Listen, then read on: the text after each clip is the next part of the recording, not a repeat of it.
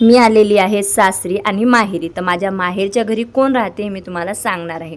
सासरी म्हणजे माझ्या सासू डेट झालेल्या आहेत, परंतु त्यांची बहीण मावस सासू त्यांच्याकडे गेली. त्यांनी मस्तपैकी गरम गरम भाकरी, उडदाचं वरण, ठेचा आम्हाला जेवण दिलं.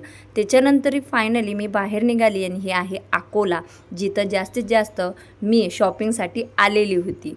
तर इथं मला एक काम होतं कोर्टात, तर ते बॉन्डचं काम वगैरे करून घेतलं आणि फायनली मी अकोटच्या बसमध्ये बसली आणि माझ्या जन्मभूमीच्या गावाला मी निघायची तयारी चालू झाली.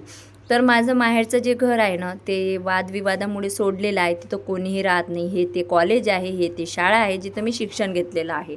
फायनली घरी पोचल्यानंतर आईने चहा केला आणि माझे प्रमोशनचे प्रोडक्ट मी इथं बोलवून घेतलेले होते. काम बंद नको बाबा. त्याच्यानंतर आम्ही मस्तपैकी जेवण केलं आणि आईच्या हातचा स्वयंपाक म्हणजे स्वर्गसुख. तर हे आहे माझं माहेर. पुढच्या स्टोरीमध्ये बाकीची स्टोरी सांगणारच आहे.